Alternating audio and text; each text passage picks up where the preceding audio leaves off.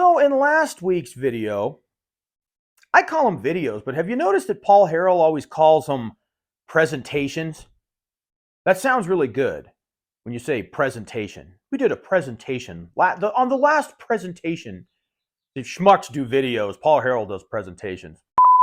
So in the last video, we tried some Hodgdon 777 in 45 Colt, and we used 40 grains, and this is the 3F kind, with a 250 grain lead flat point, and it actually performed pretty well. It made better velocities than the 3F Swiss, but had a much wider spread.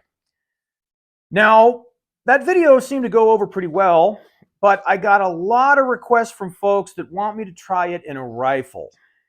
So, against my better judgment, we're going to give it a try.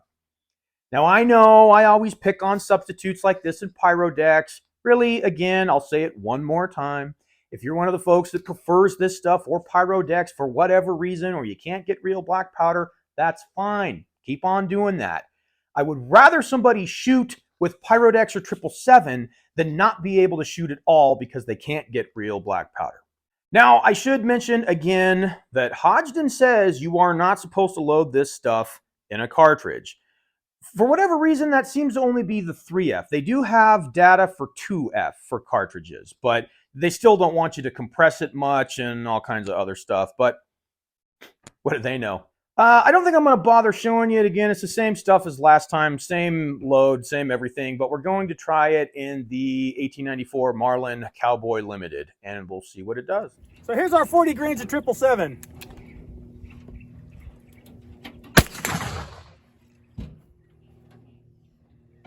$15.13.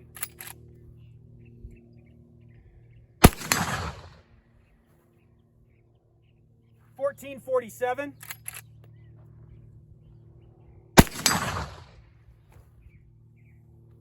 $14.42. I knew that one was going to miss. $14.56.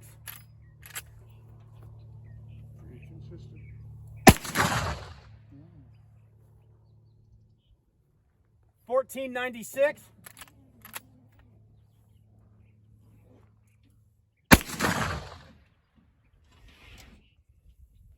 $14.60.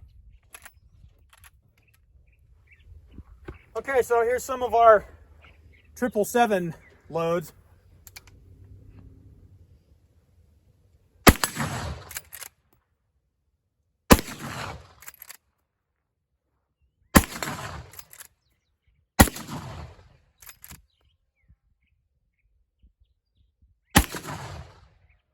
Nice.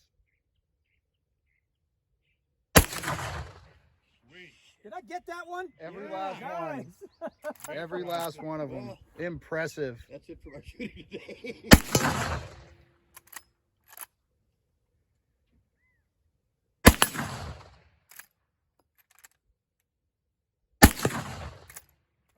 Pretty good. Yeah. Nice. Dang. I'm impressed. I am. Shit, howdy. All right, so that's 195 yards out there.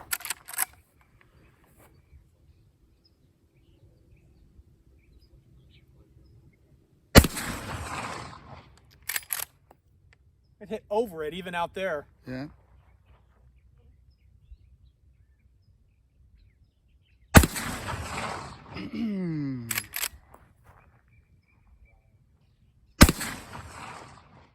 Just to the left, I think. Okay.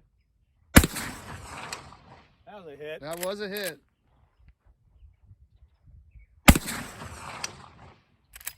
Two in a row. Three in a row. Okay. I can see why people could like that stuff. But don't tell anybody.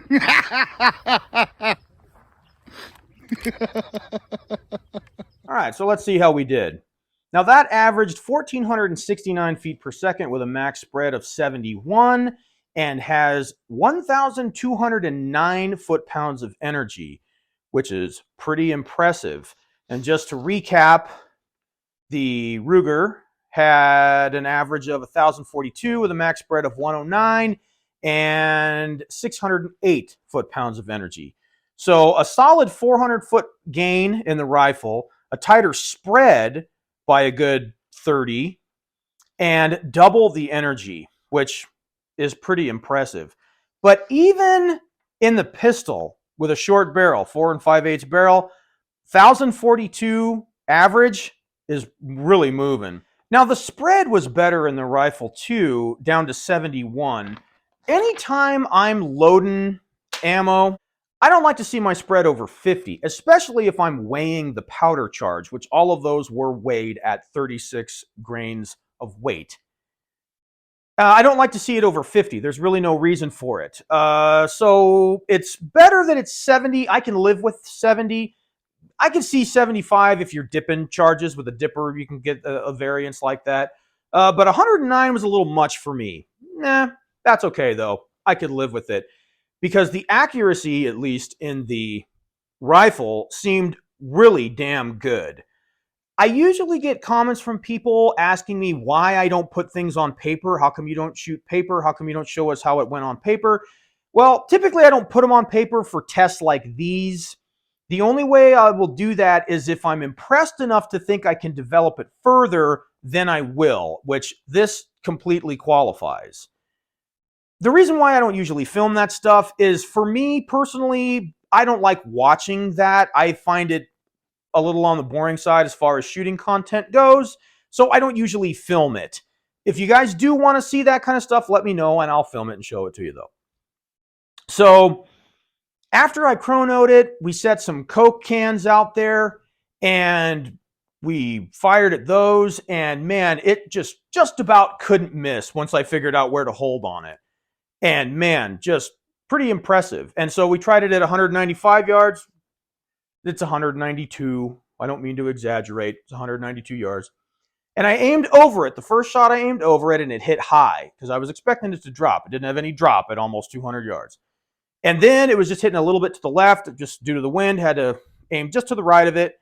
And I hit it 3 times in a row. And man, I'm pretty happy with that. At just about 200 yards freehand with a pistol cartridge like that, that's pretty good in my book. I usually hear from people that watch that kind of stuff and go, that's not hard. Anybody could do that. Yeah, great, perfect.